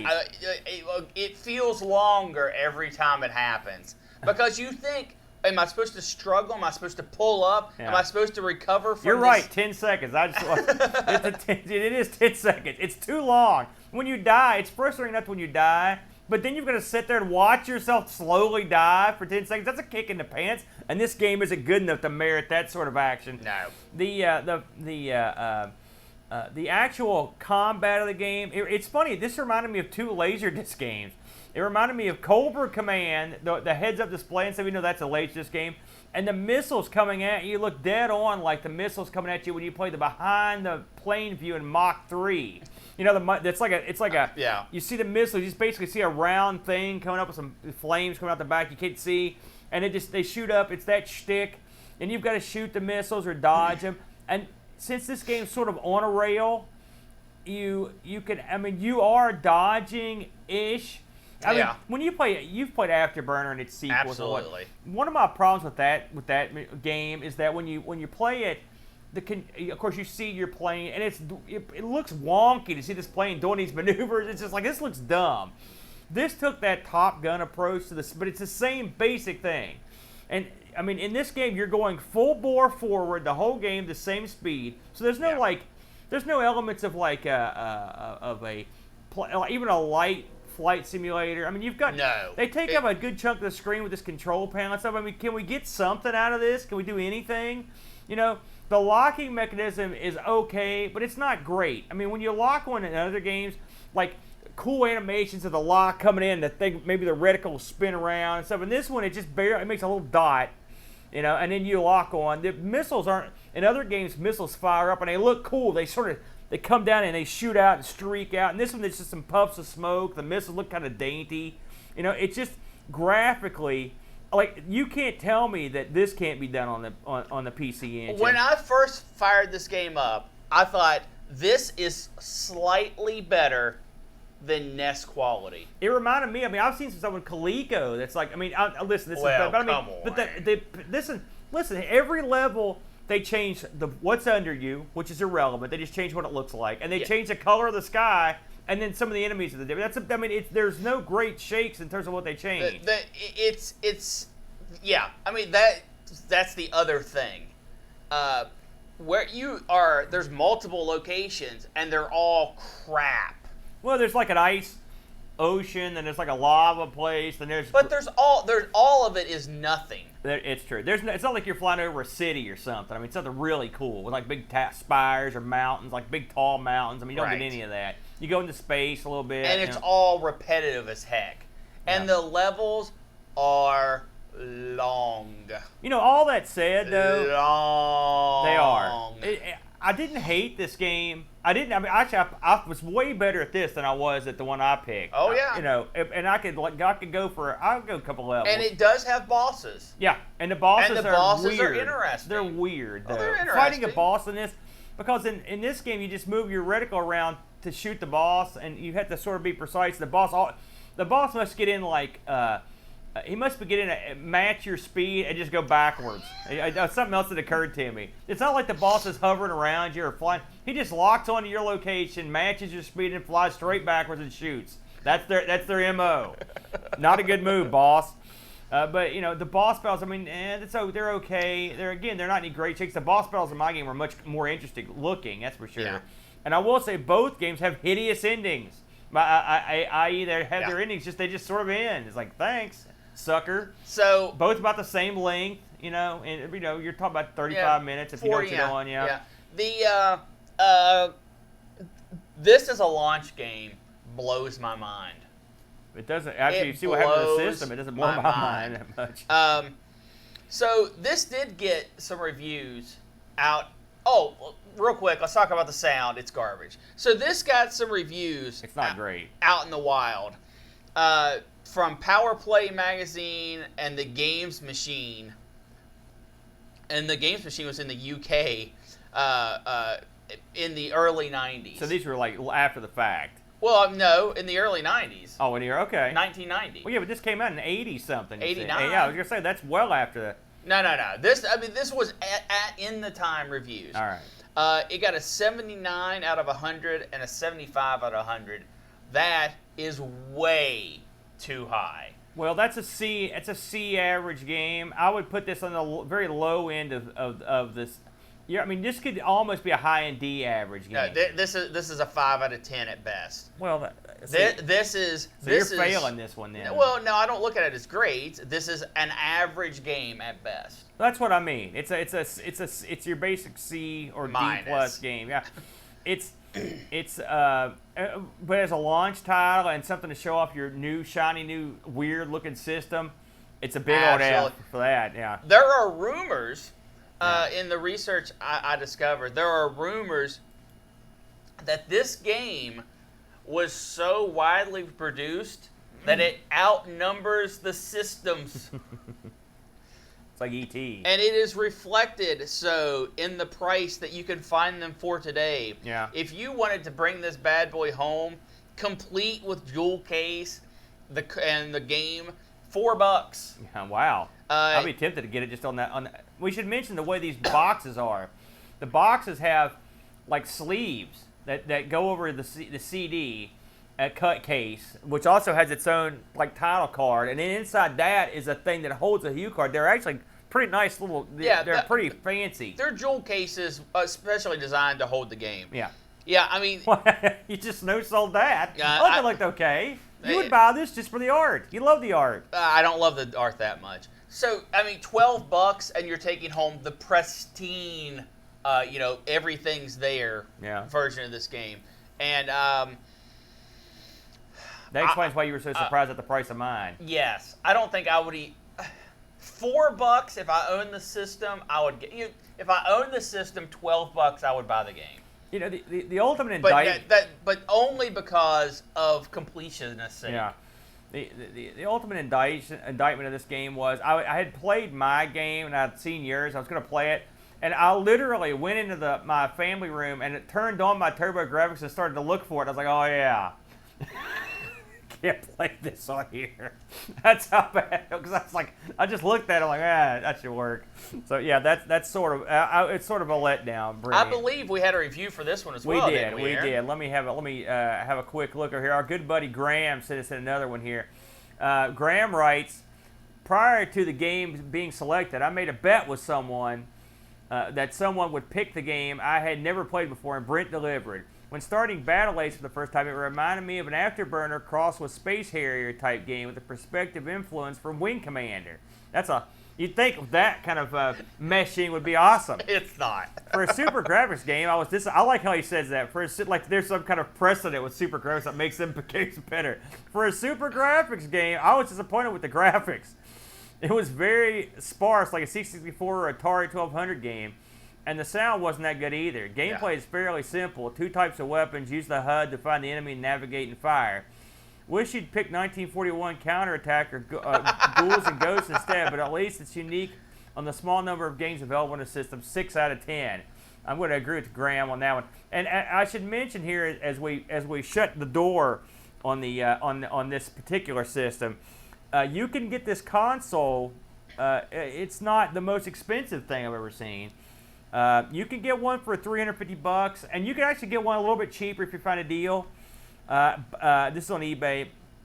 You know, I've seen these go for less recently, like say in the $270 range, or even a little bit less.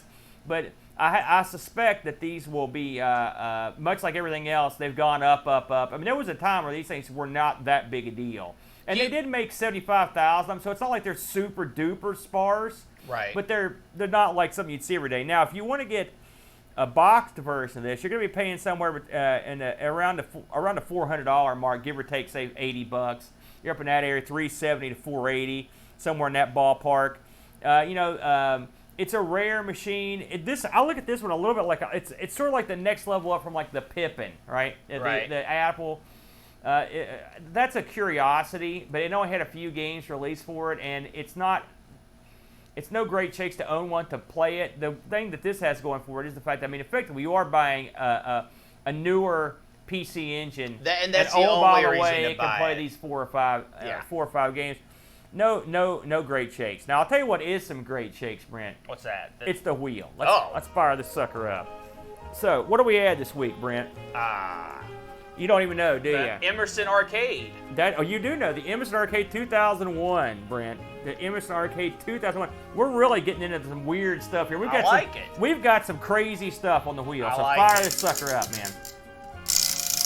Weak spin. That was a weak spin. You're a weak man, my friend. All right, now I can't tell what that is. We got The Emerson Arcade 2001. Okay. What is it with us putting something on the wheel and immediately spinning it? Your wheel spins are weak.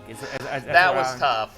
So we're gonna step weirdly into a realm that I don't have no idea. I did look all these systems up to make sure they had emulation. That's all I know. So I know this Zippo. is going to be wacky, another wacky one. So I know Zippo. I want to, of course, thank our good buddy, the Dunk. I believe he's in the chat for the awesome backgrounds and intros. Yes. He's some kind of savant, some kind of genius of graphical master. You know, he unbelievable. Also, want to thank our good buddy, the one and the only Bark Bit, yes, who has written us, or has provided us with a closing credits roll. And it's music. so nice. I like it. Yeah, it's good. So nice. It's good stuff. If you need to touch base with myself or the Brent, you can reach us at argpresents@mail.com. Mail spelled M-A-I-L. In case you write M-A-L-E in there, because we are mail. That's a whole different site. You don't want to go there. No, that's a good point. Who we got with us in the chat today, Brantster? We got Picard. We got Geo's Lake. Pixels at Dawn. We had a lot of people had to take off a little bit early, but I want to get up to their names here. Jason stopped by. Angus Arthur. Free Lunch. We had Amiga Bang make an appearance. There it is, the baloney music. Whenever Brent gets lost, that's what comes on. Picard, Duncan Styles, Steve stopped by. Necronom, of course, made an appearance. Good crew. Good crew for Neville. Don't forget about Neville. You know, I know you're young, but back in the old days, whenever you'd be watching a network and something happened, like somebody broke a camera or something, they'd put these screens of it that said, like, we'll be right back. Stand by. And they'd play this music like, do-do-do-do-do-do-do. And that's sort of what whenever you go into that film, all I want to do is just put a sign in front of it that says, Brent's brain has stopped working, or we've experienced technical difficulties with Brent's head. And then the music plays, and you provide your own tune. Well, I love it. So, well, I guess next week, I should mention, one last mention I should make. We announced on Amigos just a few days back that myself and the boat, and Brent will be involved in this in some capacity as well, have started another show. This is a monthly show, and it will be the Coco Show. The Coco Show. Now, we both had Cocos growing up. You know Coco Show is already a thing on YouTube, right? No, it's not. By a comedian. No, we're not for color computers. It's not. We've taken it. It's ours. It's a done deal. But if you search for Coco Show. Hey, listen. You're talking to the wrong guy here, buddy. Right. So it's a done deal. The Coco Show. And we will be looking at stuff on the classic TRS-80 card computer / Dragon 32. Now, we've had some good fun and success with those particular computers. Well, they're great computers. Yeah, they are. This will be a monthly deal. So basically, once a month, we'll get together, play a couple games, have a good time. It's all games all the time. We're not going to do hardware stuff or anything. That's not our bag. We're just going to do some games, sweet Coco action. I'm looking forward to it. I'm already doing some research right now and planning my next video maneuver in that area. So join us, won't you, for the Coco Show at a time to be announced. It'll be awesome. So that's all I got, Brent. Any parting thoughts?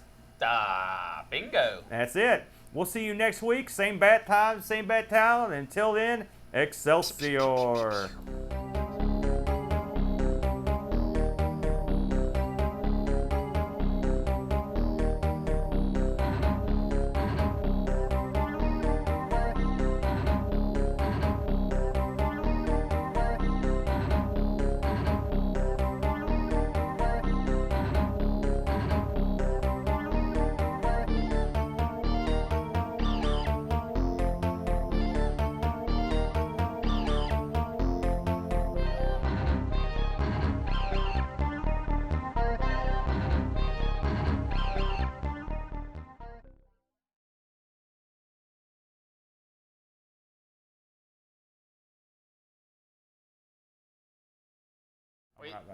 Hey guys, we're back.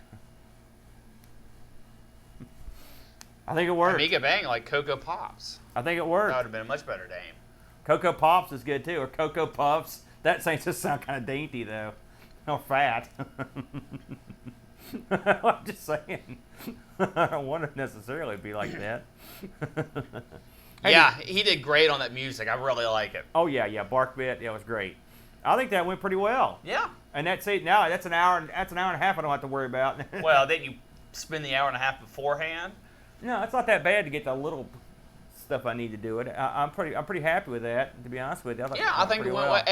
Everyone commented that it went well. Okay, good. Oh, that's great, man. I'm glad. Like I said, it's something I've been meaning to do for a while. It's just, listen, it's simple stuff, but it's one of those things. It takes a while to get everything set up and everything. So I had a little bit extra time. My time varies from a little tight to not too bad.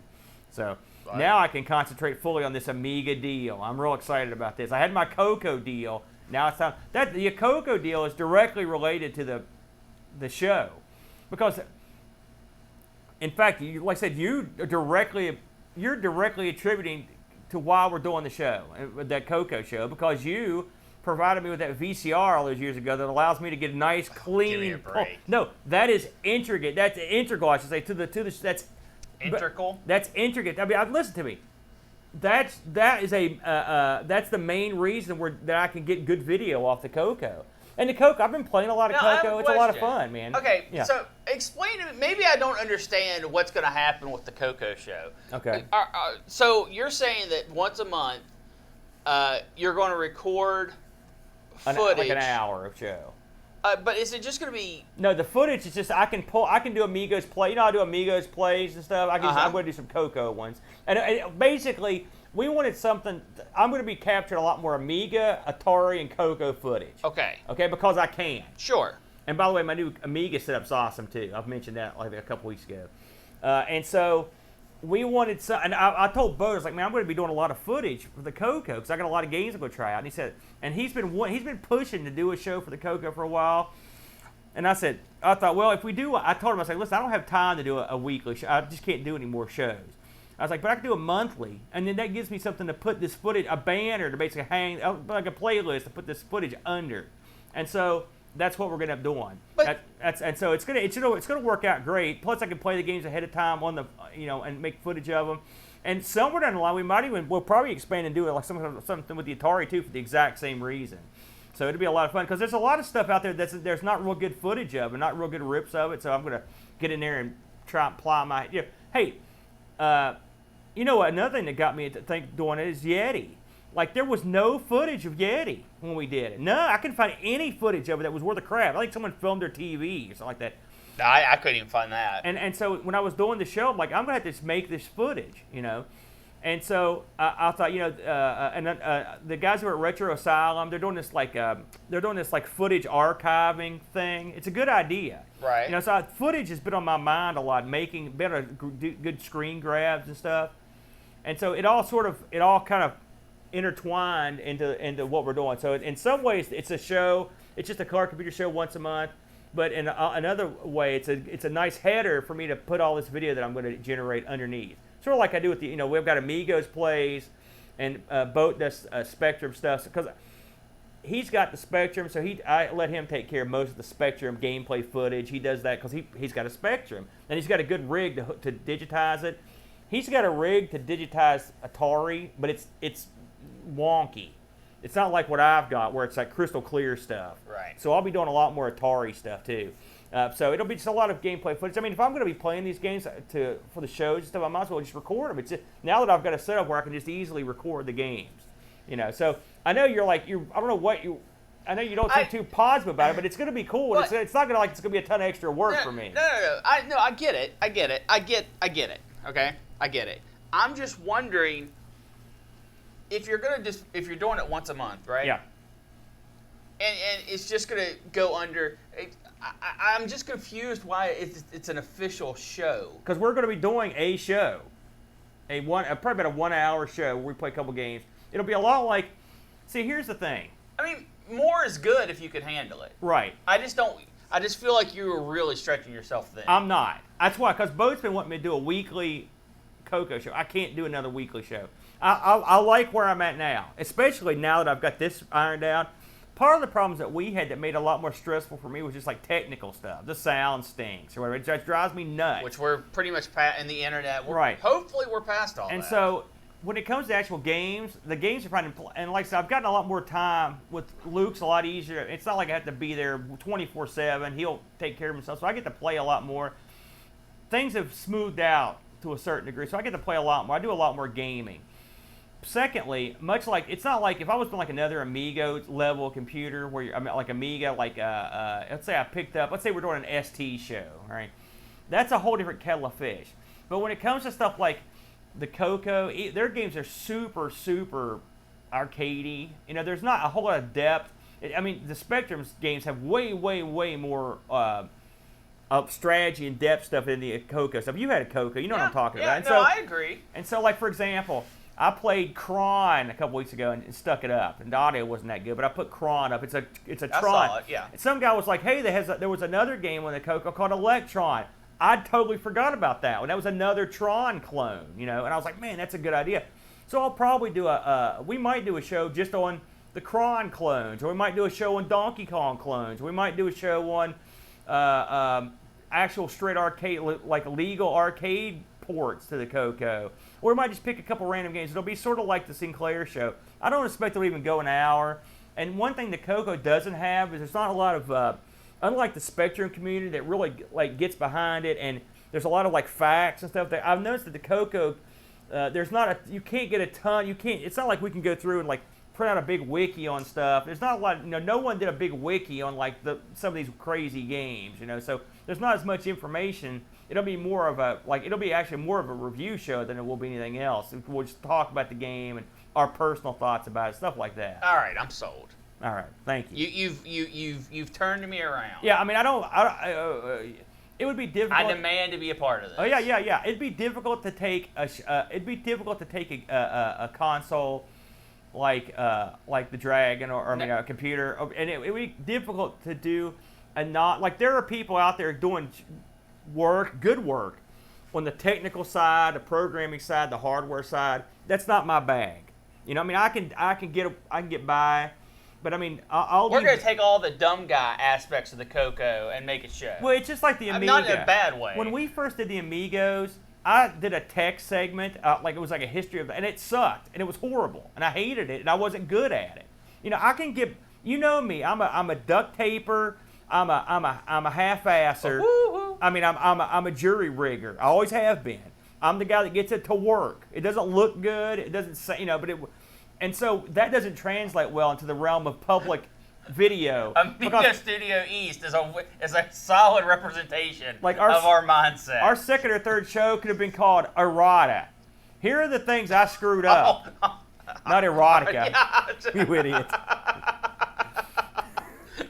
I'm not going back and watching that show. No way. You're an absolute fool. So, and I thought, you know, the history of the Amiga 1200 or the Amiga, it's not I'm not going to do that because I'm going to get filleted out there. I'm not going to do it. So we just do the games and we cover the news. And there's no Coco news, so there won't be any news. This will be like the Spectrum. So there's no news.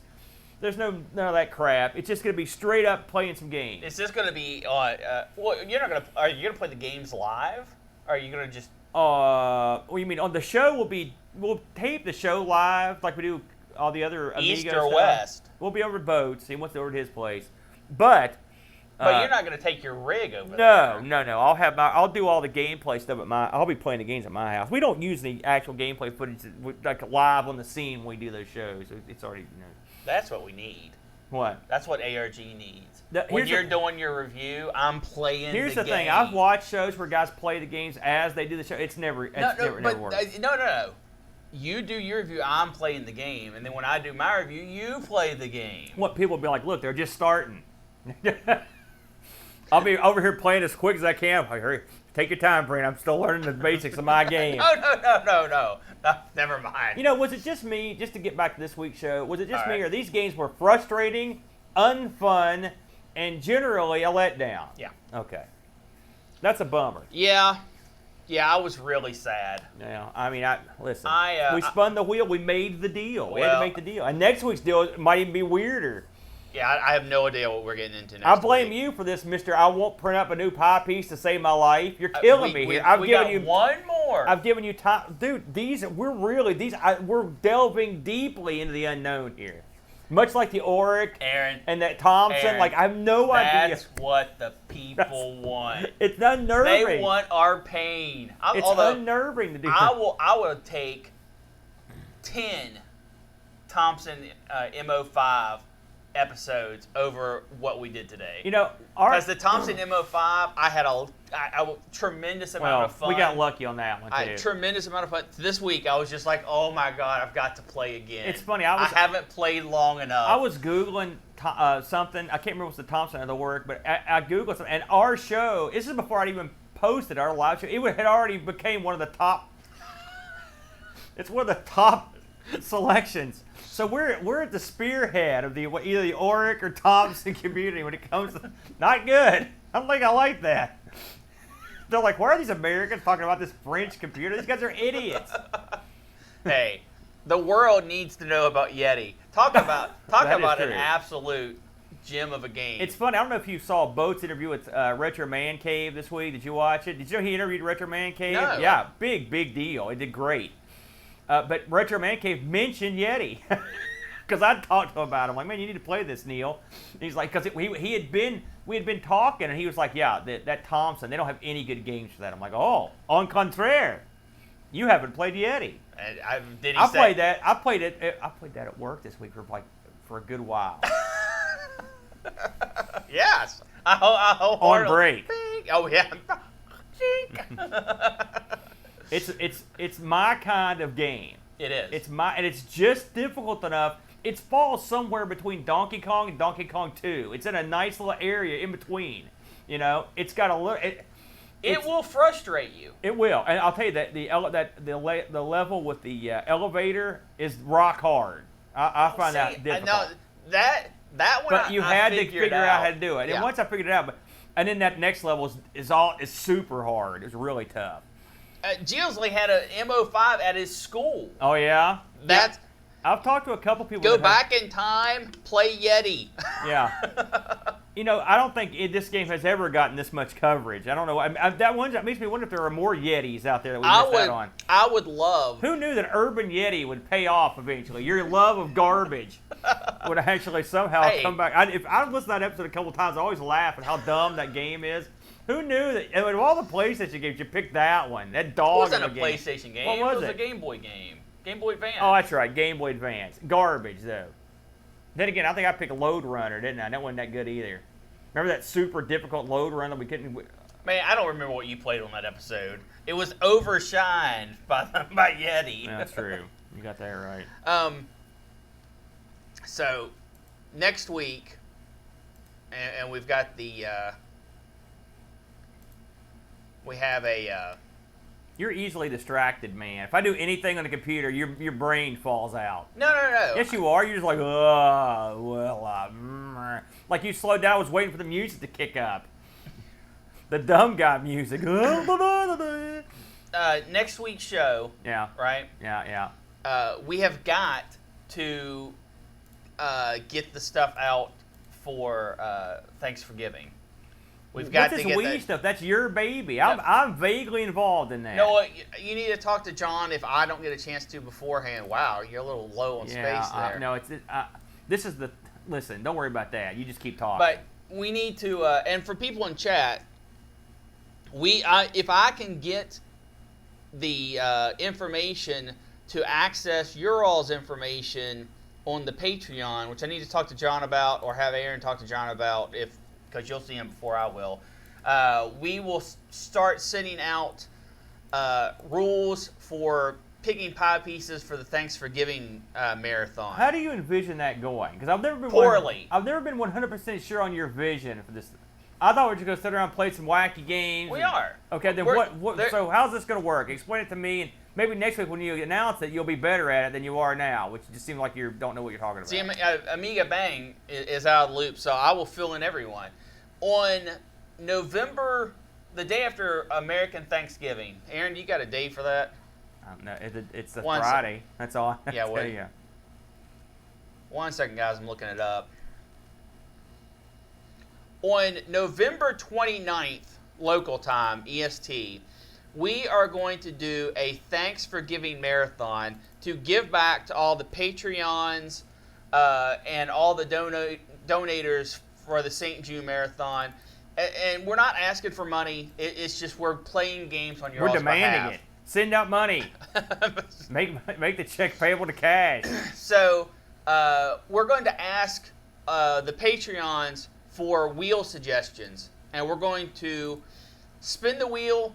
Whatever system comes up or whatever subject comes up, we're going to play a game from that system, play it for probably a half an hour or so, spin the wheel again, take another suggestion. And we're going to just play, have a good time. It's going to be very loose, and we're going to try to play as much stuff on actual consoles as possible. We'll be dragging a lot of crap in here, ain't I? Well, we'll see how it goes. I'll do it. And the reason is you guys were so generous for... you've been so generous for us for years now. Yeah. And also, during the marathon, we raised more money than we've ever raised before. Yeah, that was a real surprise, eh? For the Miracle Network. And all that is awesome, and we want to reward you and make up for the extra time That's your reward, just to watch us sit around and play games. Congratulations. But we want to give something back for all the incredible stuff that the community has given. Yeah. So that is our plan, and we want to start early to get information out so we can get the pie pieces made and on the wheel and stuff like that. So wait, you're gonna make pie pieces? You better start real early because you're so far behind on that. It's unbelievable. Yeah, I'm sorry, I can't just do everything at work like some other people. Are you kidding me? So we're gonna make these things in the prisons. I'm hoping that next week we will get that information out to all the Patreons who want to participate. We being you. Well, yeah, and also at that time we're going to reveal some of the arcade improvements that we've made off of your all suggestions. We're still making them. Some of which we can see right now and are awesome. Yeah. We're also going to hopefully have some prizes that we can give away during the event, some prize packages to send out to everyone.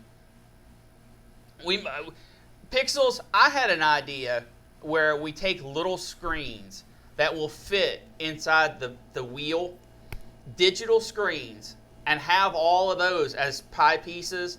And I got shot down by Aaron. He said I can't do it. That's the stupidest idea I've ever heard. It's awesome. The pieces could actually be animated, and you'd be able to see them on camera really well. What's going to power these things?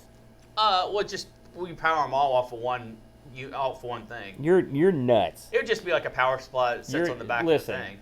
Don't reinvent the wheel. No, that's exactly what I'm trying to do. Don't do it.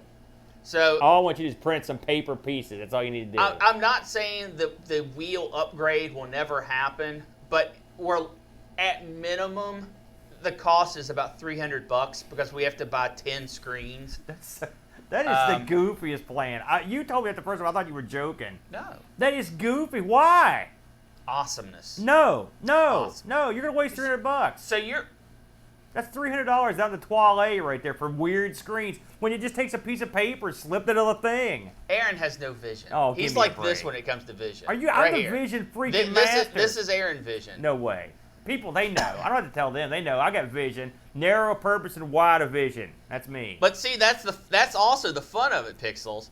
Each spin is a spin into danger. Those screens could go flying off the wheel, injure people watching. Yeah. It's a disaster. Please, I'm begging you, take this to the project area, the Discord, and then see how that goes with all the geniuses in there. They'll be laughing their butts off at this plan. No. They'll love it. Yeah, go ahead. I'm begging you to do it. They'll love it. They don't. So, all right, I'm going home. All right. Your presence sickens me. Thanks for hanging out with us. Gosh, it's 10:30, down and dirty. Actually, we in that show must have not been super long. Well, we started a little late too. Yeah. Didn't we? No, we didn't. We were we right did. on time. No, like a minute or two. That was before the thing. All right, guys. We'll try to do better the next time. No, we won't. Adios. Oh, we'll try, yeah. Say it. Adios. Be like an Amigo. You're getting ready to hit the wrong button. Hit it. I'll hit the right one. Don't worry about that. You'll hit it eventually. Bye-bye. Hey, see you later.